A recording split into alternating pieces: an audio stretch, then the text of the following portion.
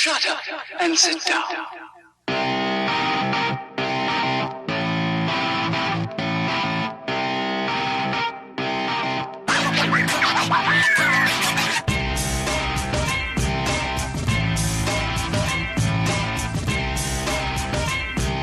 Hello and welcome to Geek Grills, a podcast about geek things, hosted by women.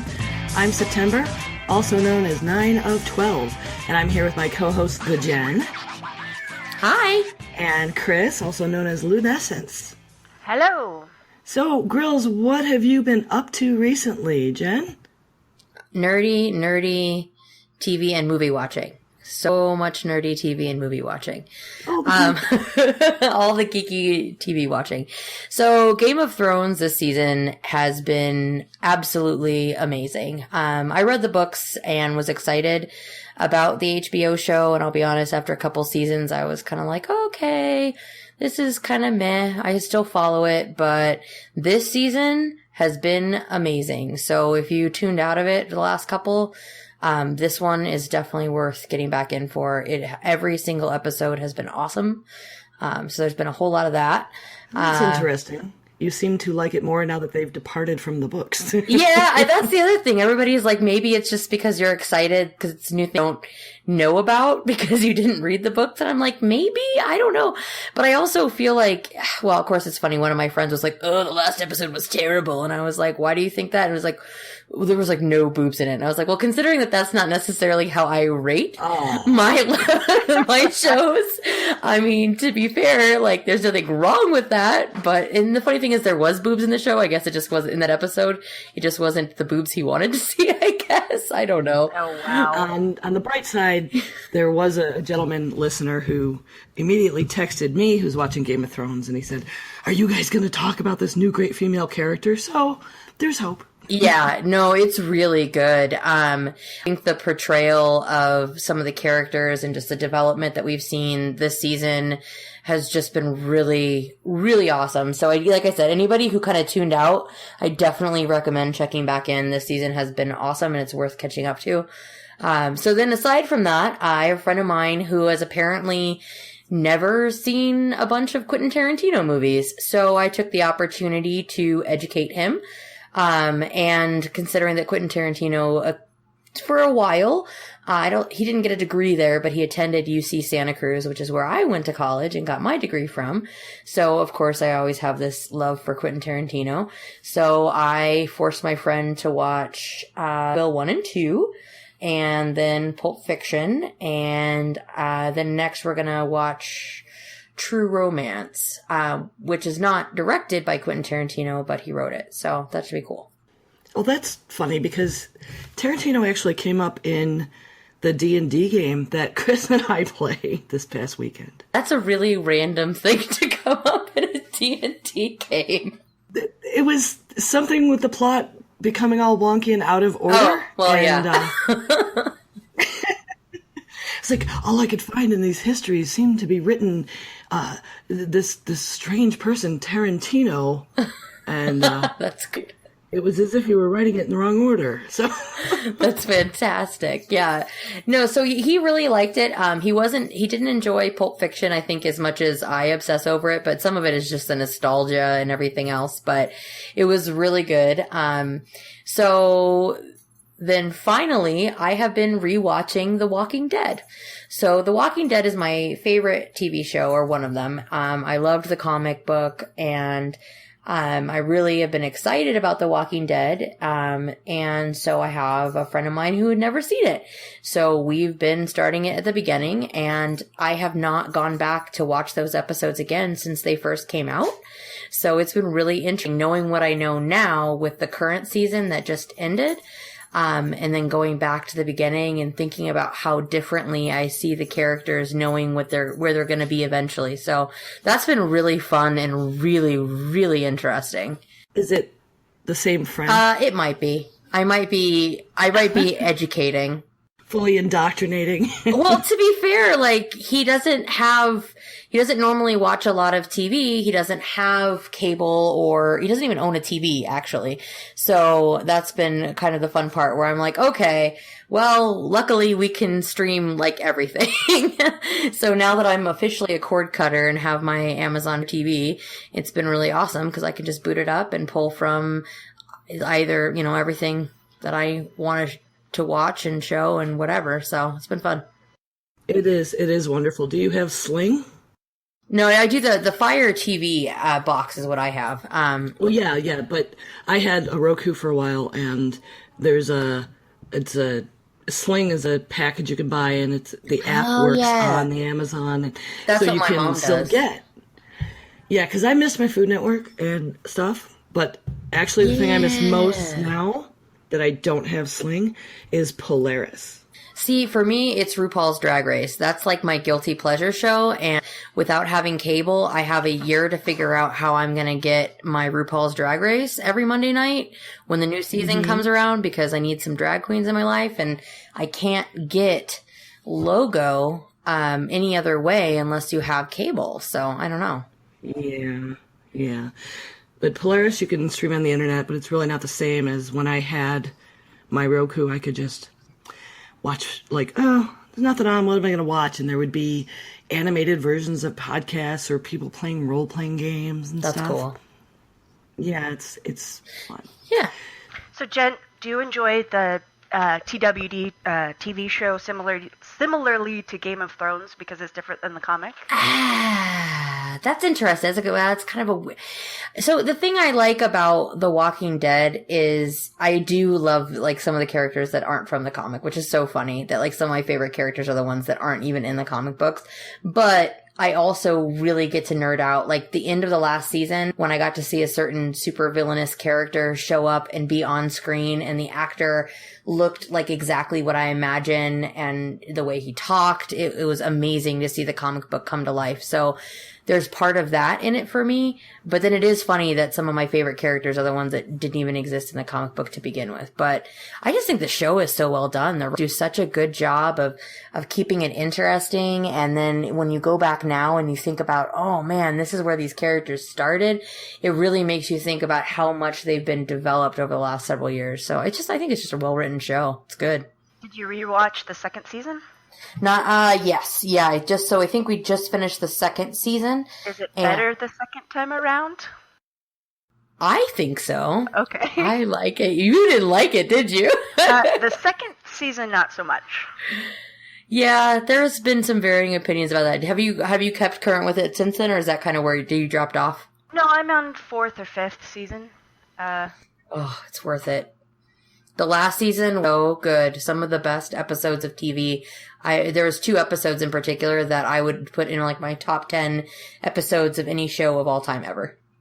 Nice. Wow. Yeah, that's my recommendation. Yeah, check out the both of these shows. The last seasons have been so good. So yeah, that's what I've been up to. I've been nerding out to a bunch of visual media. And Chris, what is your current status in the geek world? I just received in the mail 2 wonderful things. I was so happy. Since I backed the Contender, which I mentioned last episode, the 2016 expansion pack just arrived. And so it's got a bunch of cards and new topics. And I think the 2016 expansion is all about what has happened this season, this presidential season. So those will be fun. I haven't even opened it yet. And on the package, I would like to mention that there are 2 extra names added to Justin and John, who is Meg and Fawn. Fawn as in, like, flora and fauna. So I want to add, those 2 to that project. Oh yeah, because we definitely only mentioned Justin and John last time. Yeah. That game is so fun. I definitely think it's worth checking out. If you're in any way nerdy about politics, definitely it's fun and it's easy to get people to play. It's easy to learn. It's fun. Yeah. And if you are at all a fan of Cards Against Humanity, you'll definitely like the Contender. Cool. And so the second package that arrived is the um, second ever Firefly cargo crate from QMX and Loot Crate. So I haven't opened that, but I've been doing videos for that. And so when I finally have a video up, when I open that, it'll be on YouTube /Lunescence. Yay! New stuff, geeky stuff. So this one, have you gotten any preview about it, or do you just stay completely blind to what's inside?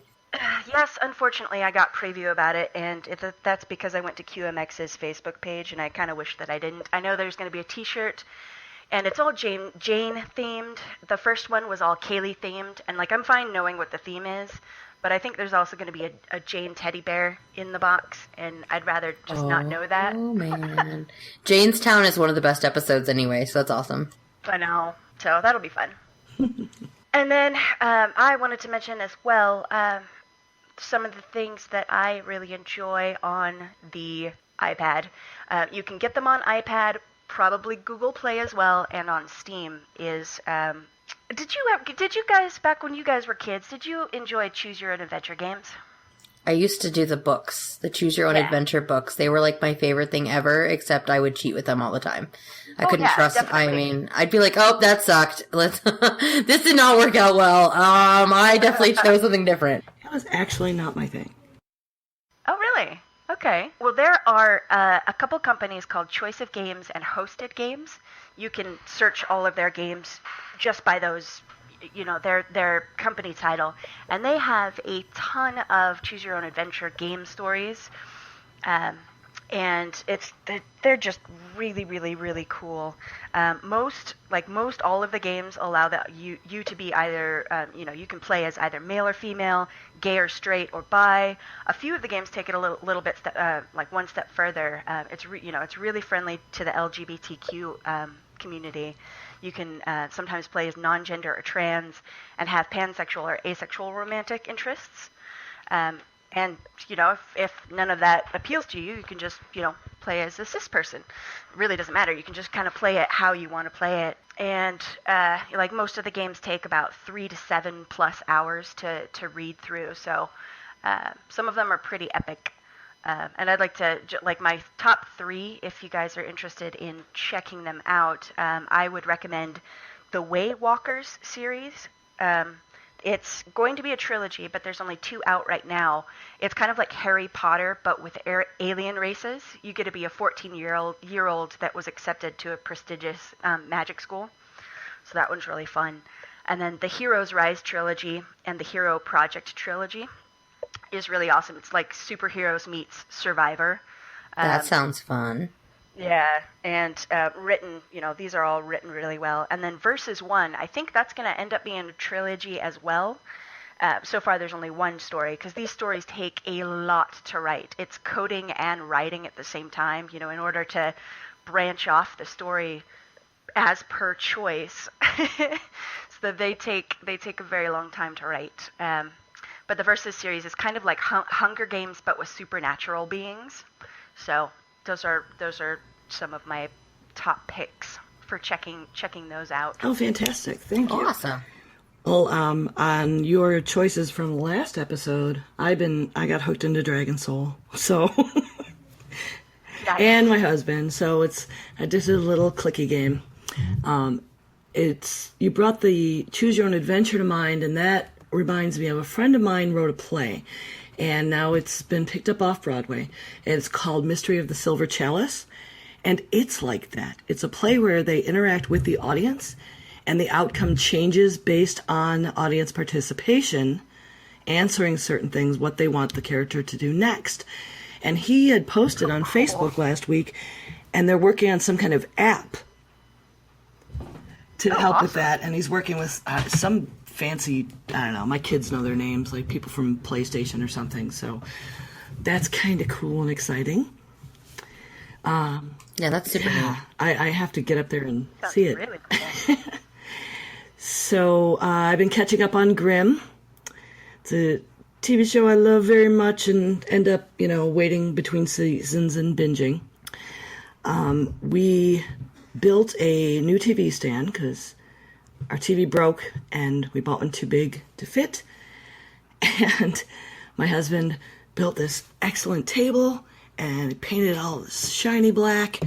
And then I was like, wow, we've got this cool Overwatch thing that we got in our BlizzCon bag last year. And it fits right there in the center. Yay, now it has a home. It's got a home. It's been sitting there since last November. I was like, what am I going to do with that? But now the game is actually out. So I wanted to put it on something because I like it. And I'm playing it on the Xbox. So now it is not just the TV. It is our Overwatch portal. And while he was out there, he took some spray paint and painted a big horde symbol on the door. Okay, so why is this an issue? Our mains are not horde. Okay, we've been playing for years together. Are you anti-horde? And we only just started playing horde. For the horde. Just for the horde. So I went out the next day, and I got some blue and gold spray paint. And now we also have an alliance symbol on the other door. Nice. I do love it. I got to see a picture of it. It was great. And Ember's like, oh my gosh, I have this thing on the door outside. Like, what is my kids this? are like, why is it only black? Where's the red? So That's so awesome, though. yeah, and then I did a bad job at the Alliance one, and I had another one of those moments with paying my kid with riot points to do something because he's a better artist than I am, and he painted a better Alliance one. The Alliance one is hard. It's really complicated compared to the Horde symbol. It is. I was that. like, what am I going to do? Well, I've got painter's tape. I could make a stencil, and I got lost. And I was like, this is too big a stencil to create. And I went looking online, and the Pandaren version of the Alliance symbol seemed simple enough. It was still too hard. That's just not my medium. It's funny. It's like there are people that practice for years at spray paint art. Apparently more complicated than I'd it just be looked. tagging crap, so I'm not good. All right, so I think it's time for the Geek Grapevine. Couple things this week.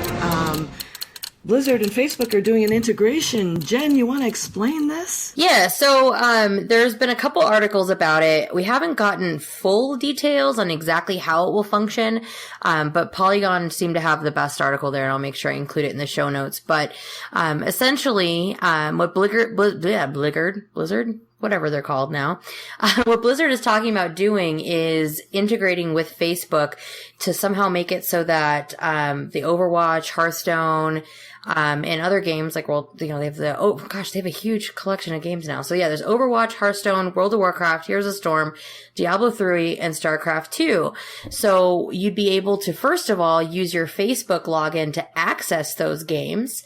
And then on top of that, it means that you should be able to connect them to the Facebook Live API. So basically, the theory is that you'd be able to click a go live button, and then you'd be able to stream into your Facebook Live, which I don't know if you guys have seen this, but on Facebook, you may have seen some of your friends, start just doing their go live where they're recording themselves talking in Facebook. I had this happen where one of my friends, I was like, what is your friend so-and-so is live? And I was like, what is he doing? And he was just talking to it. And he's like, oh, I have Facebook Live now.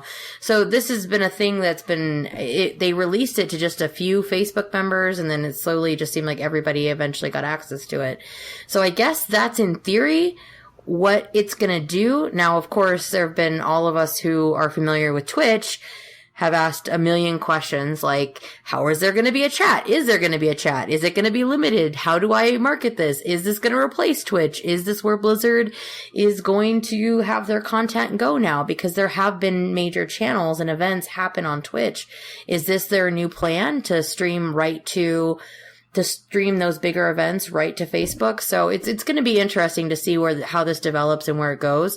But it could be a big deal if they do move those major events to the Facebook live streaming. So it's really interesting. In control of who does that there. I think it's a different audience, really, having seen who's already using Facebook Live and how they use it. And how exactly would that work with private profiles versus public ones? Like for a big event, if somebody was hosting it, but they have a private Facebook profile. how would anybody else see it? Well, that's exactly what everybody's wondering is like, is this trying to replace the YouTube streaming? Is this trying to replace the Twitch streaming?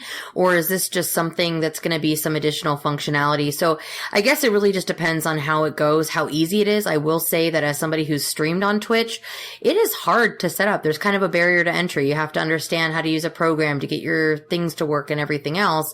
If I can just click a button and go live and have a fully integrated experience, you might end up with a lot more people streaming their video game play to their friends and what have you. So I don't know. It's an interesting thing to see. I'll, be interested to see how that develops. But for now, that's all we know so far. Yeah, I think it's a different crowd. So the other thing I saw this week was that Asus announced this gadget called the Zenbo. About $600. It's a home robot. It looks like one of those old sunflower iMacs, except it wanders around the house, creeping you out. It strikes me as the same functionality as things like the Amazon Echo. It hooks up to your smartphone. It can access the internet. You can ask it questions like you would to Siri, and it'll answer you, except it also follows you around. Oh, it kind of looks like Eve from WALL-E. Yeah, a little bit, yeah. I just think it's like having a $600 tablet that moves around my house. I don't know how I feel about the necessity of this I'm item looking at at all. things like the Echo, and it's like, well, that's neat, but I can just ask my phone the same stuff. Hey, set an alarm. Hey Siri, look this up for me. And is this possibly more for the what are they called? The home crowd where the home automation crowd, where like they use their app to turn on and off the lights in their house. Yeah, but like, do you need it to follow you? Like, I don't understand. If I want this little robot to like, yes, tiny robot, do my bidding, move around my house, and then set my alarms for me. I don't know. I just feel like there's a point at which I just wonder, like, do I need a $600 tablet? I don't know. And they can take pictures. Oh, that's true. It does also take pictures. Now that could be kind of fun. Now the thing is, can I control it remotely and have it like chase my dog while I'm not home? That could be worth it, maybe. Yeah, right? I don't know how it decides to follow who, because it does, it apparently has facial recognition, which I don't know why. And you can make video calls on it, which it would be like talking into somebody's face and somebody else's face. Like, that's too Inception for a video call for me. Yeah, that's interesting. You know what? Hey, there's probably people that want to buy it, and that's cool. Well, if you want to, I got the Apple Watch, so I guess I don't have a lot of room to talk. Yeah, that's true. I do talk to OK Google a lot. That's what I do on my phone all the time, and I do love that. I tell it what to do, and most of the time it listens. Well, if you want to put this link we have in our news to the notes, people might want to watch the video, which I described as 11 solid minutes of cringy acting in unrealistic situations. Oh, fantastic. Yeah, we'll make sure to include that. So, that's fantastic. And the podcast awards are going on. The last day to vote is June 12th. We're brand new. We're not in it, so we're not pitching for ourselves.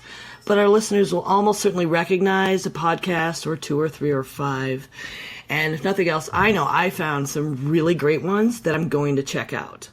Jen, you want to talk about the hatting system? Yeah. Brian Ibbett is doing the hatting system. For those who do not know, in the podcast awards for 2015 last year, Brian Ibbett and Scott Johnson and the Frog Pants podcast won a ton of awards just because they happened to have and the Diamond Club. And Brian ended up accepting awards, I believe, for the Diamond Club because jury and people were not able to accept. So every time he went up onto stage, he was accepting an award, and the creators or the proprietors of the event didn't like that he was up there so much. So they made it so that shows that won last year cannot win this year. So what Brian Ibbett is doing, since they are involved with so many different podcasts, he is hatting the system. Brian Ibbett wore a crazy hat, and that was kind of what he was known for whenever he would get up on stage. So he's hatting the system, and he's linking all of the shows that are either involved somehow with the Frog Pants community or Diamond Club. And you can check out that list and at hat.t2t2.eu. And check that out and see if you want to vote for any of those. I know I'm voting for all of those every day. My Twitter feed is going to get annoying. Yeah, I've been doing that too. I'll tell you the most hysterical result for me. I gotta assume it has to do have something to do with you can't win in a category you've already won. So Scott and Terpster's Hypothetical Help podcast is in the kids and family category. Yep. No.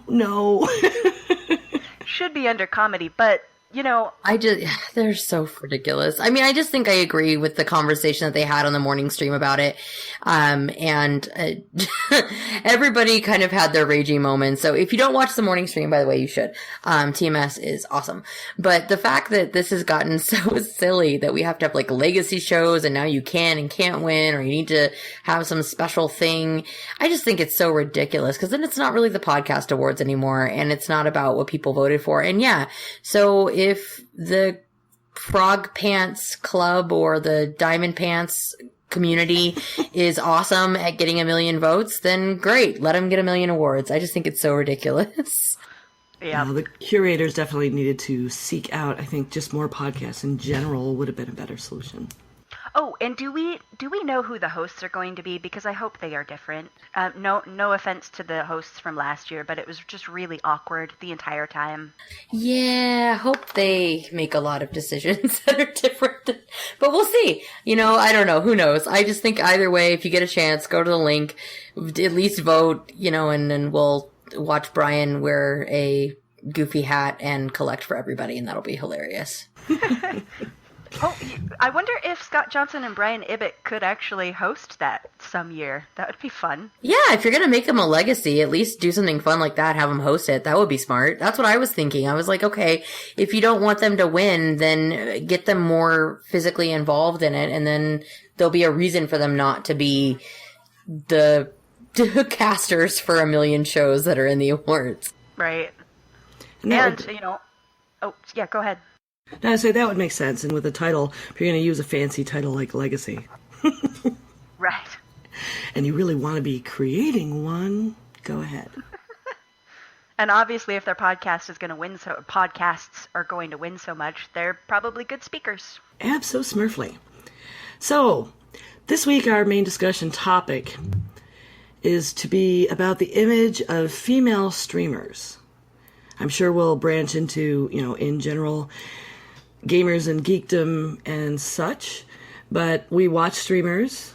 Jen streams herself. Well, I think we've all streamed stuff at some point, and I've talked to my kids about it. We are in touch with the community that watches it, and there's a lot of assumptions about women who stream. There's a lot of toxicity about what are referred to as booby streamers, and we've got enough problems with the not a real geek nonsense without that going on. So let's dig in. Yeah, for New Year's, I did a New Year's stream with some friends of mine, and one of the first people that came to my stream automatically just said, "Hey, why is the blob streaming?" I'm like, "Oh, nice. Good to see that the New Year's spirit is alive and well." Oh, yeah. I mean, I get the same thing. I mean, I'm definitely an unapologetic larger girl, and my favorite is when I start streaming on Twitch, and then within seconds of being on there, I'll get I didn't know hippos could stream. Ugh. And you know what? I just sit there and I'll make a joke back, and if they calm down or whatever, otherwise I just boot them and move on. But, that's the interesting thing that frustrates me, is that as a female gamer, this is something that we've already had a hard enough time trying to be like, I'm a real geek even though I'm a girl, or I'm a girl. And that doesn't necessarily mean that I want you to ask me about my age, sex, location. or not my, I guess sex if you know I'm a girl, but like whatever you'll get, we're like, oh, where are you from? Whenever you're in a video game, that's how things used to be. And I just feel like it's already so frustrating to sometimes be a female gamer or a female geek, even in other worlds, not just video games, that it's just such a bad representation when you get these girls that just, it's like, oh, look at my cleavage. And then that's what everybody expects. If you're not a hot chick, why are you on playing a video game? Well, because I'm actually good at this video game. That's why. Yeah, it doesn't help. I mean, I had a lot of really good experiences, being the only female in many geek cultures, just for I got a lot of respect early on. I mean, it was people back in the day that didn't get to hang out with girls. But this online, having an anonymous face in the chat room, and you get me that, show your boobs all the time. And there are streamers who purposely do that to make donations and feed that. And that's very frustrating. And I think, Twitch bans overindulgences in that, like with Legendary Lee over and over, but they keep letting them come back. Yeah, that's the hard part, is that it's like, if you just want to get extra donations by showing your boobs, then go be a cam girl. Like, there's cam sites for that. But I do think it's good that Twitch does ban them, but I agree, they ban them and then they let them back in. So it doesn't really it doesn't really make anything better. It doesn't change any long run. I mean, there are so many streamers that I respect, and so many, female streamers specifically, that I feel like do such a good job of playing. They play video games, and some of them are absolutely gorgeous.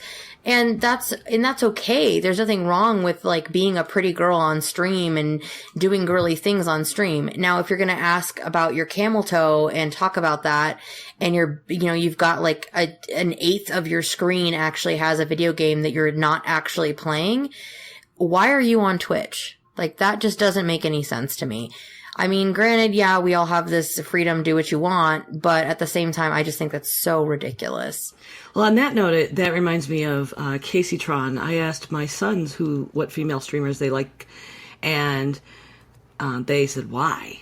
And I explained, what we were going to talk about, and I said, well, you got to check out Casey Tron, because she does that. She's got all this cleavage showing when she does cosplay, and she puts her game small in the corner, but she's doing this.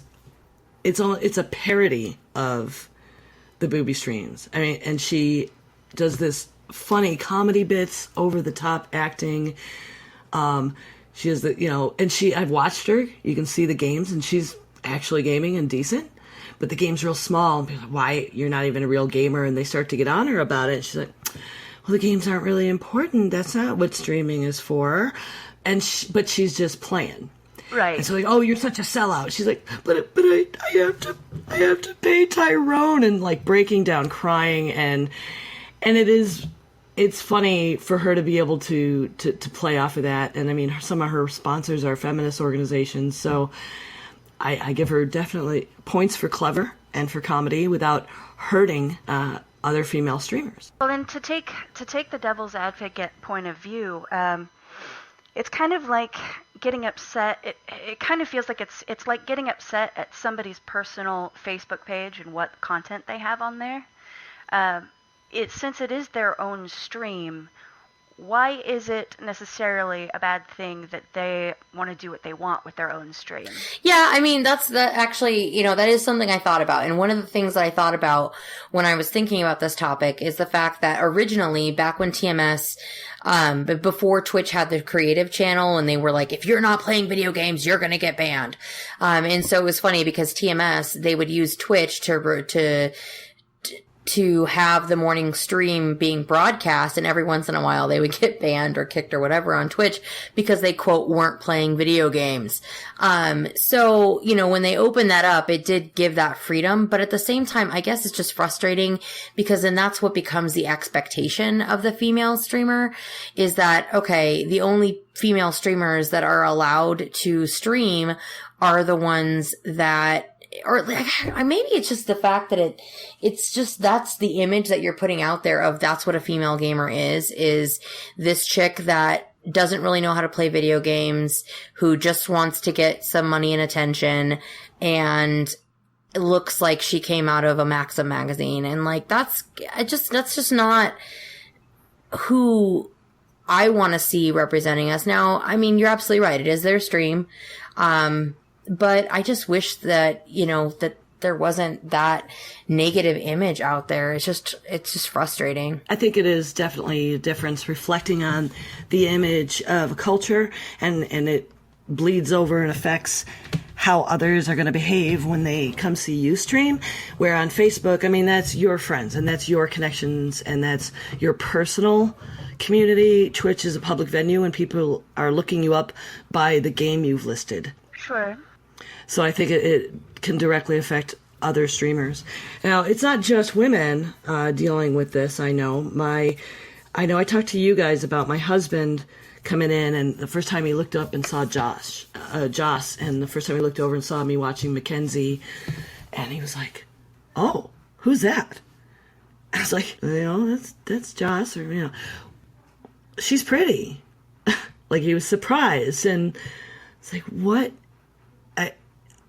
I got mad, and I talked to him about it. So it's like I said about, me. I mean, he must think I'm pretty. He married me. But actually, we talked about it, and he said, no, it's streamers in general. Guys, too. I expect them to be basement-dwelling mouth breathers. So there is an opposite. Not everyone is just looking for the boobs in women. I think there are people who assume you're streaming because you need attention because you're not attractive. And he was surprised because he doesn't watch streams the way we do, coming into it fresh, that there were pretty girls. Yeah, it's interesting how that video game culture, because a lot of this is about, video game culture, really. And it's true.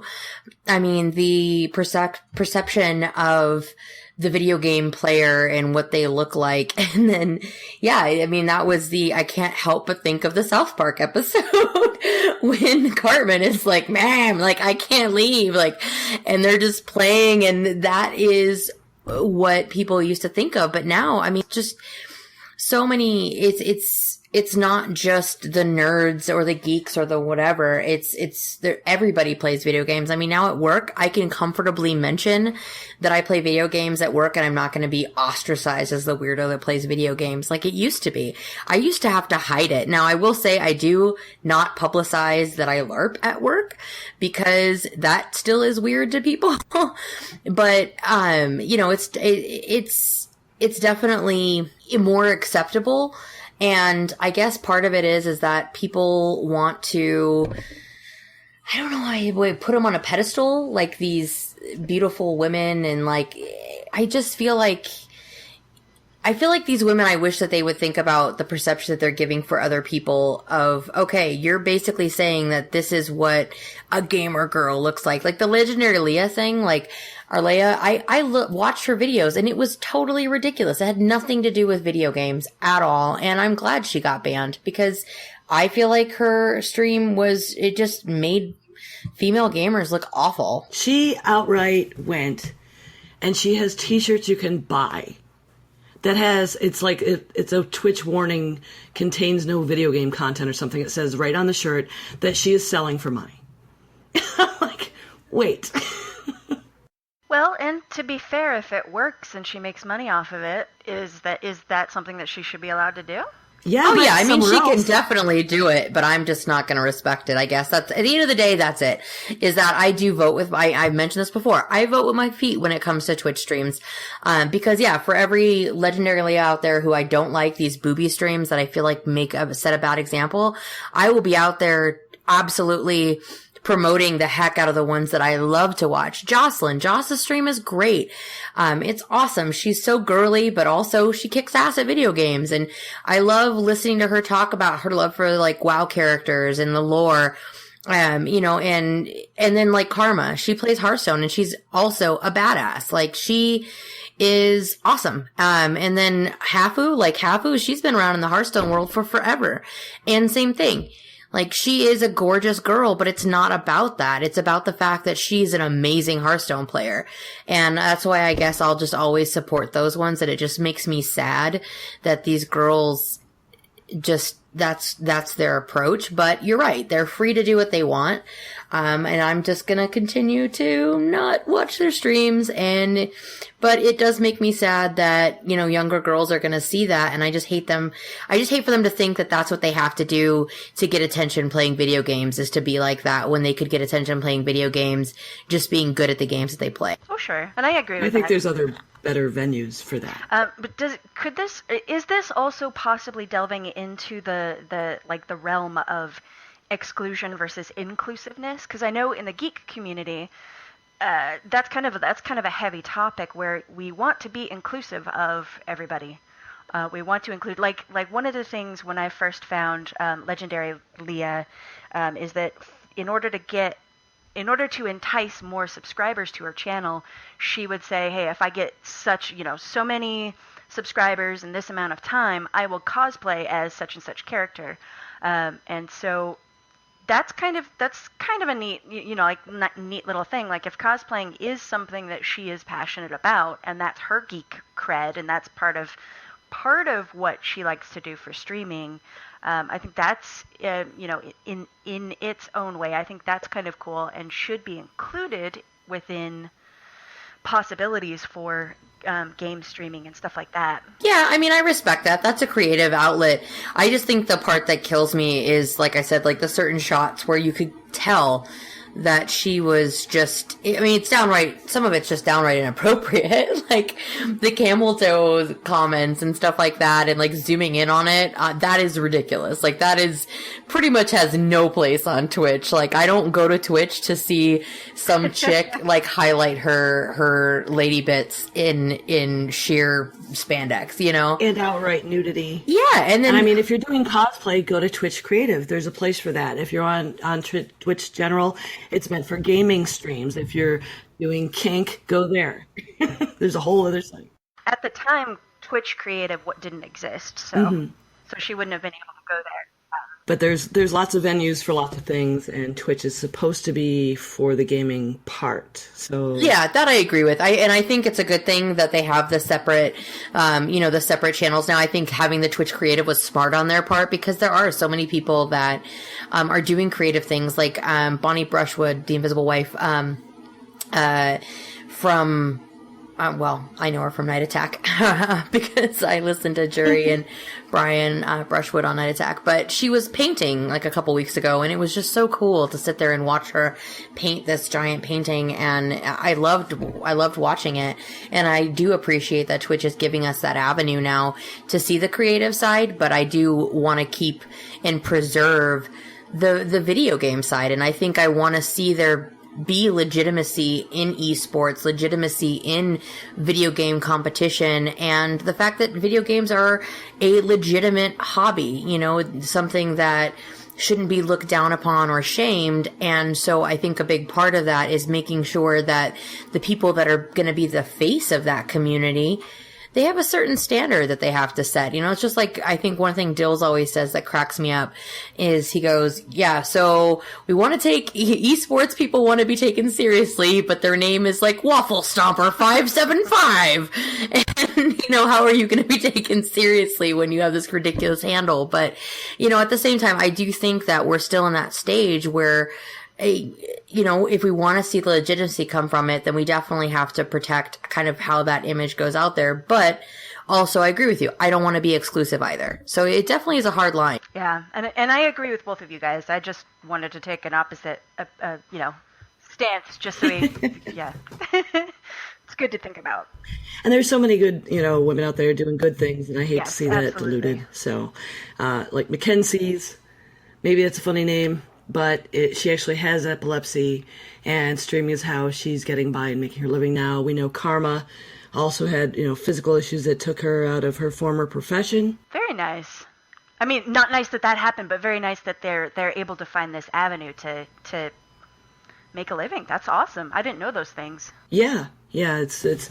I found a lot of things. I was watching Mackenzie's, and I didn't really make the I guess I just cut the ZE off in my head. It was, oh, Mackenzie, oh, look, she's pretty. She's playing Hearthstone, and oh, she's good. And, watching her stream, and she was so sweet and nice. And then I was reading the rest of the page, and I was like, oh, wow, okay, neat. And I think I learned about Karma. She was a guest on, was she on Angry Chicken a long time ago? Yep, she was. Yeah. That's where I first learned of her and started watching her. And she's so just very down to earth. Cool. And I love that Joss started that creative with the geeky nails thing. Are so brilliant. I'm so envious in which I could do that. I'm bad at girly things. And she plays games and does girly things. I know, it's like, how, Jocelyn, it's like, how are you? You're gorgeous, you're creative, and you're girly, and you kick butt at video games. Like, that's awesome. Canadians. Telling you. They're magic. That's clearly it. The Canadian genes, they're, okay. That's why I got me one. Nice. It's a software architect who also plays guitar and sings. That'll do. Well, and is it Commander Holly? Who is the woman that is married to Kyle Ferguson, who streams on A-Move? I don't think that's Commander Holly. Commander Holly has pink hair and always has a bird on her shoulder. Oh, okay. So I'm thinking of Kristen. DRM Destroyer or something like that. Germ Destroyer. I love watching her when she streams on A-Move. She's really cool. She's super nice, super sweet, always positive. We'll joke around with, like I was a brand new person watching the stream, and I was like, hey, and she was super friendly, super nice to me, joking around with me. It was really cool. She was playing Heroes of the Storm at the time, playing Raynor, and doing a really good job. Nice. Yeah, see, I love when people are just positive. I guess that's really my thing, is that I just want to keep it positive, and I wish that there was just that you just didn't have these. I guess it comes back down to the same conversation we had last week with, can't we just all keep it like positive? Like, yeah, jokes are one thing, but let's just promote a positive environment. I don't know. I think with Leah, from the research I did, it was money and fame. And I'm hoping, I watched some stuff while I was reading her tweets and stuff since she's off her ban. And I checked out some stills of a stream, and I'm hoping she gets it in check, that it's been enough bans and long enough bans for her to get over it. Because early on, I mean, I could see videos of her just sitting there in a sweatshirt actually playing games, and she's going to cons and hanging out with, Raynad and all those guys, and then this downward spiral of money for more and more nudity seemed to just grow and grow and grow, and then these party girl stories, and then it just got so bad and toxic to where, I mean, actually pornographic, according to her last ban. Although she denies it, people saw it. The whole taco. Yeah, I mean, it was there. It's on video. But I looked, and you can't make it go away. She was fully actually dressed, playing games recently.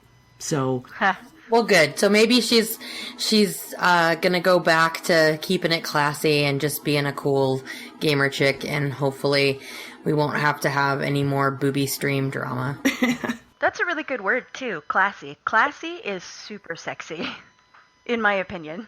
Yeah. It is. Now, sometimes I do need Ratchet. But, that's why I'm totally okay with, the parody of it. That's why I love Casey Tron, because I just love her parody of it. It sums up in so many ways how I feel about the booby stream. I gotta pay Tyrone thing. It just cracks me up. That's okay. I'm cool with the parody, but if you're just doing it just out of greed, come on. Find something else to do. Or go be a cam girl. There are tons of sites designed specifically for that. I have friends that have been cam girls. They make good money with it. They put themselves through school with it. As if that's not a trope somewhere, but it's real. That's fine. Yeah, that's fine. That's awesome. Just let my Twitch be about video games. How about that? Right. Keep it where it's appropriate. When I tried to look her up to begin with, when I heard about it, in the top 3 results was a fetish stream. So, whoa. On Twitch? No, I Googled Oh, a her fetish name, stream. Got it. and one of the top results in Google was some kind of fet gamer site. I was like, well, look, she could just go there. Oh, Yeah, wow. sure. There you go. They're already big fans. There's avenues. Just be in the right avenue. How about that? Wayne. Or I'll take a Ratchet to you. There you go. Oh, okay. So yeah, obviously we're very opinionated. Well, yeah. Otherwise, we'd have given up the geek long ago. That's true. And in a sense, like, do you guys feel, is it possible that the kind of viewers that will go to a stream like Legendary Leah's, does she take away kind of the assholes from the rest of us so that we just don't have to deal with them Nope. as much? Does it work like Nope, that? just looking up her name, all of a sudden I got all kinds of Twitter requests from porn streams. Oh, nice. I feel like what it does is it encourages it. It makes them feel like they can come into the channel and be like, why don't you show your boobs like so-and-so does, you know? And then it creates that expectation. So I feel like, I don't know, I wish it did. Like, oh, maybe they can just aggro the trolls into their channels. Cool. If it worked that way, I'd be stoked, but unfortunately I just don't think it does. I think it just creates an expectation that that's how a female video game playing streamer should be acting. Yeah, from the experienced angle of having to ban people from chats, not long after they mention such things, it's definitely bleeding over into the good ones. Gotcha. All right, so I think we have talked that out. So it's I time feel to- better. I do too. Get that off our chests. So, own your geek. Fast facts about the grills. What is your favorite movie and what makes it good to you? Loon? My favorite movie is Pan's Labyrinth. Which one? And well, there's only one. Well, there's like subtitles, right? Well, yeah, And then- that's the only one I've ever seen. Okay. Is there an English version now? Somebody did a dub at some point. No, that's okay. I enjoy the Spanish that's in it, or the Spain Spanish that's in it, because a lot of the words in there are The easy Spanish to recognize. Spanish? Yeah, the Spain Spanish, as opposed to the Mexican or South American Spanish. I love that movie. I think that the imagery in that movie is so good. So amazing. Such an amazing, like, Alice in Wonderland meets the Spanish-American War, or Spanish-French War. I know. So good. So I have to ask, like, so what is it, like, what would be one of your other top 5 movies? Tank Girl, Fight Club, Boonraku, What Dreams May Come, and The Dark Knight Rises. Or, I'm sorry, just The Dark Knight. Oh my god, What Dreams May Come made me bawl my eyes out. I was just thinking that same thing. What Dreams May Come. I remember seeing in the movie theater with some friends of mine who were clearly not mature enough. All they did was kept laughing about how you could see her underwear when, like, she's on the boat and her, like, scarf flies away. And I was like, you children, get out of here. And I'm just bawling and I'm so invested in this movie. No, that movie's amazing. I just had to ask, and I'm impressed, by the way, that you can actually do your top 5. Mine is a struggle constantly. And every few years, I feel like they shift in order of my favorites and not, I don't know, I love good movies. Yeah, same here. Mine like to shift, but that's kind of why I had to write in notes. I'm like, I need to think about this, otherwise I'm not going to be able to get them off the top of my head. But you had asked what makes a movie good. Sure. I think beyond the basics, like consistency of plot, character motivations, interesting story, a good written script, like interesting commentary on the human condition, good acting, good dialogue, good production crew. It aligns with your taste, like What Dreams May Come is fantasy-ish, super fantasy. If you don't like fantasy, you might not like that movie. And then, like, all the feels, if you think about the movie, if it makes you feel something, whether it's, good, sad, happy, if you think about the movie days, weeks, years later, I think that helps to make a good movie. But beyond, like, the obvious basics, all you basically need for a movie to be good is a willing audience. It's kind of like the first lesson that I learned in theater class is, like, movies and theater and theatrics can't exist without an audience. That's, like, the one thing that you need. And so, like like I mentioned, one of my top favorite movies of all time is Tank Girl. That's certainly it's a cult classic, but it's certainly not considered a good movie. I freaking love that movie. Oh, and I am so like in love with Lori Petty. She was in Gotham, and I was just like total squee. And then she was in Orange is the New Black, and I'm just like, oh my god. I know. And you know, and at the time when that came out in '93 or '94, like it helped to shape little teenage me. So, you know, I was willing to get on board and enjoy it, even though it got terrible reviews. People were upset that it was directed by a female, but so many great things came from that. I was able to discover the soundtrack, which led me to discover Bjork and Portishead and Veruca Salt, you know, as musicians and Kesley, the villain in that movie, Dr. Kesley, Michael McDowell. That was the first time I ever saw him. Lori Petty, first time I ever saw her. Naomi Watts, first time I ever saw her before she got really big. I love it. That's awesome. Love it. Love her so much. No, and I absolutely agree. Like, I think the big thing that makes a movie good for me is it something that sticks with me? Is it, now granted, the same time, I'm the same way with my books. You can't have, you know, just like you can't have a steak dinner every night. Every once in a while, I gotta go get some fast food, you know? I'm the same way with my movies. You know, every once in a while, I'm just gonna watch something that is just super fun, super trash, but for the most part, it's got to be something that sticks with me, that I watch and I go, wow, and that made me think, or that made me feel, or that, you know, it got to me in some way, or did something to me. That's what makes a good movie, I think. Yeah, have you guys ever seen The Fisher King? Oh yeah, that's a good movie.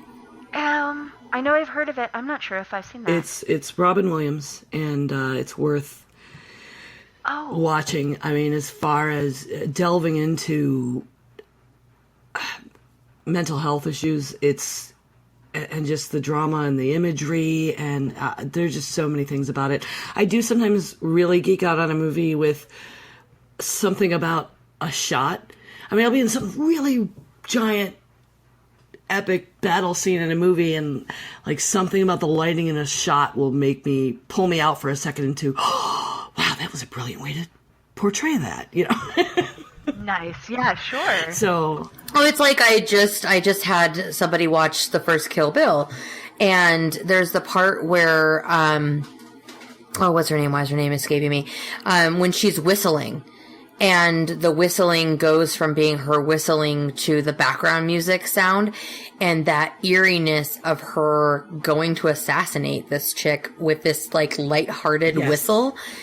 That is just like, you're like, exactly. You're like, oh, like, and that just gets you. And that's and the good stuff. A lot good of people stuff. never, you know? they don't notice that kind of thing. Oh yeah. Oh, I'm sorry. That reminds me. I should have absolutely stated music. Like, music can make or break a movie. Oh, absolutely. Good soundtrack, like, is so key. And it's funny because, like, I actually, like, my favorite movie is it's so funny because my favorite movie is Shawshank Redemption. And I always say it's my favorite movie because it's like when somebody asks me, it's always in my top 5 and it has been for a long time. And what I love about that movie is the acting is great. The story is great. I think the script is well done and it's plausible. Like, isn't that weird that that's like the thing that I love is like, okay, it makes sense that things could happen the way that they happened. But it's funny because like that is so different than the other movies that I put in my top 5. Like I'd also put in my top 5 Fight Club, Pulp Fiction. These are so different from each other. Stuck with me too, and I think part of it is when it came out, it was so surrounded. It seems like for a long time before, where there weren't movies that were telling a story. You know. Yeah, you're just like, oh, all right, plot, hot chicks, all right, stuff happening. When did Shawshank come out? I don't remember the year. I'm just trying to. 90s? Yeah. Okay, yeah, I'm just trying to think of the other movies. Yeah, 94. I was like, I think it's 95, but I was a year late. Yeah, 94. So we had like I guess Forrest Gump was a story, but Pulp Fiction was like the same year, and that was crazy all over the place, right? And The Mask and Interview with the Vampire. I mean, a lot of fantastic stuff. And it was just an earthy, definitely feasible story. Gritty. Yeah. And it has Morgan Freeman's wonderful voice. I want him to read the dictionary to me. Like, right? I don't care. Like, that man's voice. Like, I Have you heard the interview he did on the Nerdist? Yes. I definitely recommend checking that out for anybody who, yes, definitely a good idea. So good. So freaking good.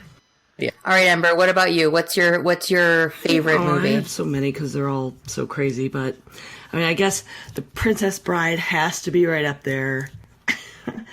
I mean, Yay! Yeah, I could watch it. Probably watch it like once every couple months. And I like read the books, and I own the soundtrack, and I buy the swag, and I know all the lines, and it's comedy, but it's brilliant. I think it's the best. It's got the absurdity of British comedy. I think is part of what I like about it so much. Yeah, in the lines.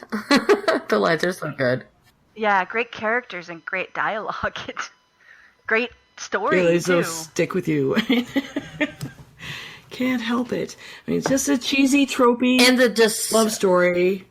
And the one-liners. Anything you got one-liners from that you can, like, exchange with your friends, like, sometimes that's just what you need from a movie. Oh, God, The Princess Bride is so good. Just love it. But yeah, like I said, The Fisher King, I mean, that was just huge. I like really dramatic historical political things. Like Nice. Hotel Rwanda, we actually had to pause it and go back to it. Oh, yeah, that's what's that movie? Uncontrollably. What's the one that came out last year? Beast with No Nation, is that what it was called? I couldn't do it. Beasts of No Nation. I couldn't do it. I got so far and I just had to stop. And Hotel Rwanda was almost the same way for me, is that there's a point where if it's too intense, I need to piecemeal it. I actually do that with shows too. There's certain shows where I try to watch it and everybody's like, oh, you can't just, oh, it's all on Netflix, just binge watch it. And I'm like, how do you binge watch this? Like my soul is being ripped apart every other episode. Yeah, in some movies, when you're really in it and the movie gets you there and brings you into the story, it's sometimes too much, but I still appreciate it for the experience and what it shows people. I mean, it's such a good way to people had such a hard time people. in the Lord of the Rings movies when, that wasn't in the book, and the elf lady and the dwarf guy were in love, and I don't care. Cried like really, really hard. I identified. Cried like a baby. I still haven't seen any of the Hobbit movies. Sadly. Oh, sorry. Spoiling shit. They're all... Yeah, no, it's okay. I think we're past the time on that. Well, okay, so I guess one of the things I did want to mention, we didn't really explain this segment. So the idea is that we're going to start giving some background on the three of us so people can get to know us better. So each episode we're going to kind of take a topic, and this one we thought about talking about movies, especially with the Warcraft movie coming out and all that. It seemed like the appropriate time for us to talk about what our favorite movies are. It'll be a great way to get us to know us better. Now, before we talk about what we're looking forward to coming up in our geekdoms, I did also want to mention the Warcraft movie should be out by the time you are all hearing this.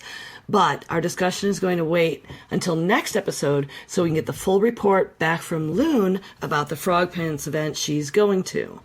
So, girls, what are you looking forward to besides that?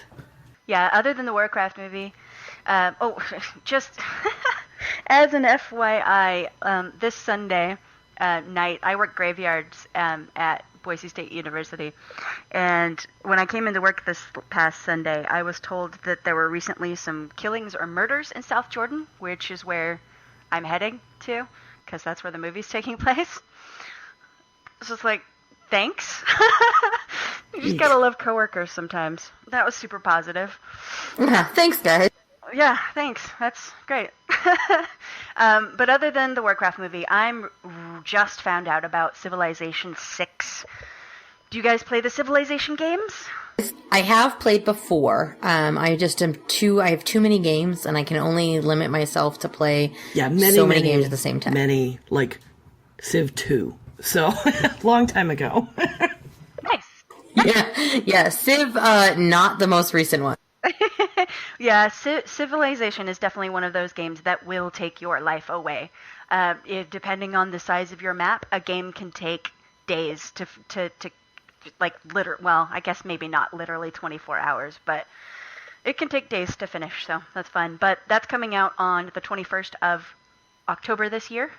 And from what I can tell, some of the new features that Civilization 6 is going to be different than 5. They're going to offer new ways to engage with the world. Cities are now going to physically expand across the map instead of just in a single hexagon. Active research in technology and culture is going to unlock new potential. And competing leaders will pursue their own agendas based on their historical traits as you race for one of the 5 ways to achieve victory in the game. So that'll be cool. And there's going to be a million DLCs, I'm sure. So the game will probably end up costing over $100. But that's okay. Oh, yay. Please take my money. That's how things go. They're like, they make an announcement. I'm like, oh, yep. Well, there goes that paycheck for whatever when that comes out. Right. So it sounds like that's what you're prepared for at the end of October. Well, yeah, I'll buy the base game, and then over the next 5 years, I'll buy the DLC. Well, see, there you go. You have a plan at least. What about you, Jen? What's coming up next? Well, so X-Men, not getting very many good reviews. So yay, Warcraft movie. I did get my tickets, so I'll be seeing it on Saturday, so I'm stoked about that. But aside from the Warcraft movie, I am really excited to see the launch of the new Heroes League. Well, I guess the new Heroes League season for Heroes of the Storm. So I'm definitely excited for that. I believe we just got a couple days, less than a week. So that's going to be awesome. And then on top of that, it's, better season in Hearthstone. Last month was not a good season for me. And so I've been happy to get that going again. And I'm playing a warrior deck. Weird. I never thought I'd be playing a warrior deck, but that's what I'm playing right now. And so far, that's what I'm climbing with. So looking forward to continuing my climb this month. Okay. Well, there was a Warcraft cookbook announced. It's coming out in October. I am super, super excited. I looked it up. You can pre-order cheap on Amazon right now, but I then went to my local comic book store, and they're looking into ordering that instead, because I'm happy to give a little extra to support them and keep them in business. What's in the cookbook? Like recipes that were developed from recipes in the game. Really? Yes. Cool. That might be the nerdiest food thing I've ever heard. Now, there is already, came out of, I think in... when did it come out? A couple years ago.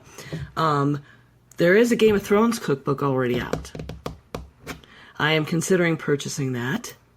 What would be in that? Just medieval food stuffs? Yeah, things derived from foods mentioned in the movies. I'm sure there's lemon cakes. There's a lot of food mentioned in that movie, especially with all that wedding buildup. And there's a lot more detail in the books, obviously. But yeah, again, it was developed from actual recipes from that world as close as they could come. That's cool. That's neat. That is literally the nerdiest food thing I've ever heard of, though. I'm just throwing that out there. I'm excited. That's awesome.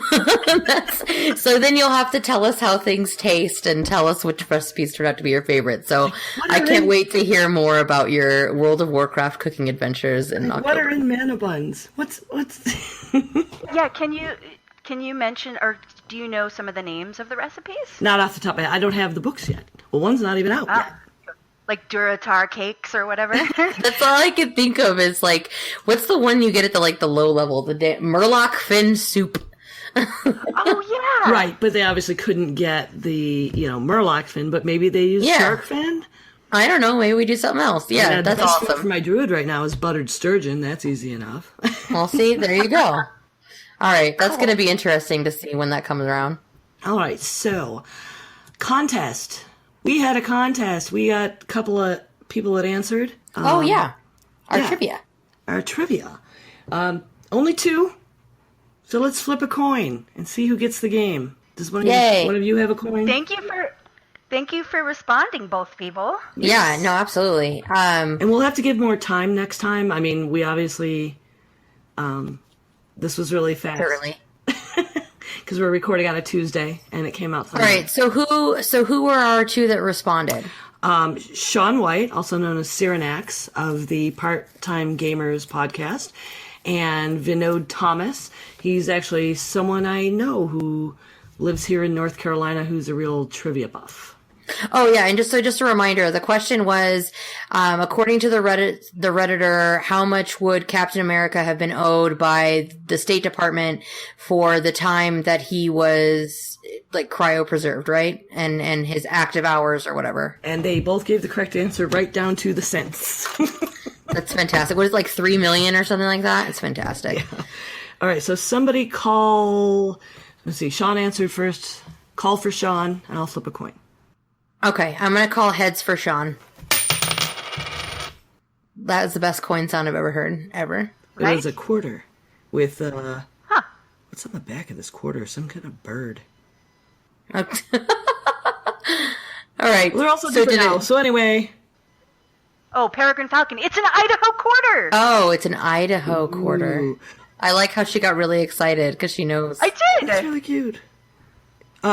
So is it heads or tails? Actually, it's not an Idaho quarter. It says Karatoe. I don't know.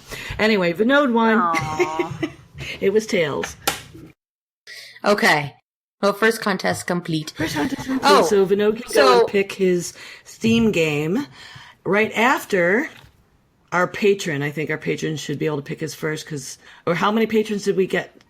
Oh, yeah. So remember too, you can support us on Patreon. We are at www.patreon.com/grills. That's GRILLS. So this week we have 2 new patrons. So we bestow the rank of Baron to Nathan Renfro. Yay! That's my friend. And then, oh, yay! And then we also recognize Lord Sean White, who was just participating in the contest, I believe.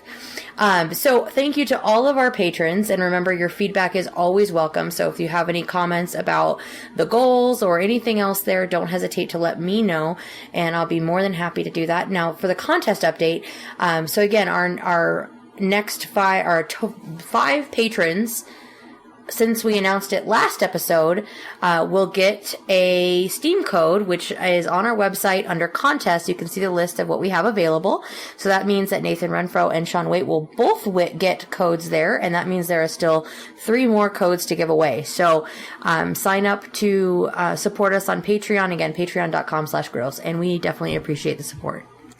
And how about that? Sean lost the coin toss, but he was a patron, so everyone was a winner this week.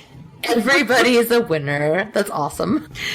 All right, so I guess we're wrapping up. Where can we find you all on the interwebs? Well, I am The Jen Says on Twitter and streaming at twitch.tv/TheJenPlays. And you can find me on Twitter at Chris Van Pelt, KrisVanPelt. And I can be reached at NINEOF12 on Twitter. You can reach all of us at geekgrills@gmail.com. You can search for our page on Facebook, and you can tweet at geekgrills. We also now have a phone number. Give us a ring at 508-474-5577. That is 508 Grills 7, and leave us your feedback and suggestions for future episodes. Thanks for listening, everyone. Good game. Good game. Good game. Bow, bow, bow. Bow, bow, bow. That just sounds like porn.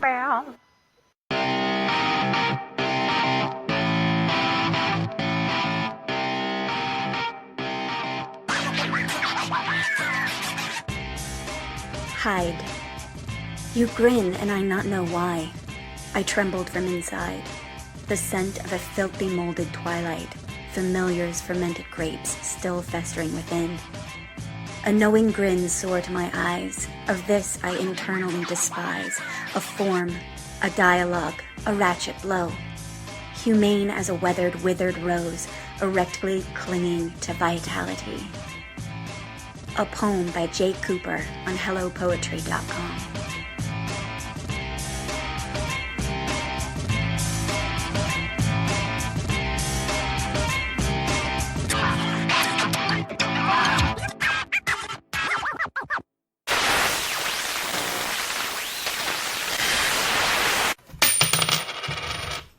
That is the best coin sound I've ever heard, ever.